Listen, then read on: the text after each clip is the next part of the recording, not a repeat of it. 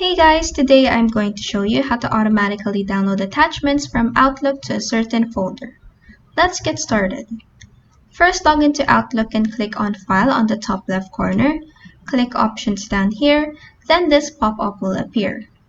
In here, click on Trust Center. Click Trust Center Settings, which will open another pop-up. Click Macro Settings. Enable notifications for all macros. Click OK down here. Then click OK in here again. Next, click on Developer Mode if it is visible for you up here. If not, click on your keyboard Alt plus F11 to open Microsoft Visual Basic for Applications. In here, click Insert, click Module to open this text box, and copy-paste this exact module we have on the screen. In this line, edit it by typing in the folder where you want to save your attachments. Once you're done, simply click Ctrl plus S on your keyboard, then just close all of these tabs.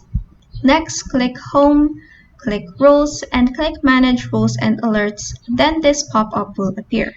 Make sure that you are using the correct inbox in this drop-down menu. Next, click on New Role and this pop-up will appear. In here, click Apply Role on Messages I Received and click Next. Now in here, scroll down and click Run a Script. Click a script here in Step 2, which will open this pop-up. Where the script inserted means that this is where your attachments will be saved.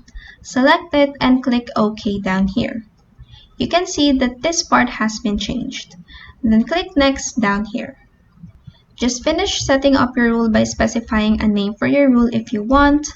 You can also choose to enable to run this rule on messages you already have in your inbox, and of course enable the rule itself and enable this rule on all accounts you have. Next, review the rule you made one last time, then click Finish down here. Lastly, restart your laptop or PC so your rule can start working. And that is how you can automatically save attachments from Outlook to a certain folder. If this video helped you, please like and subscribe for more helpful tutorials.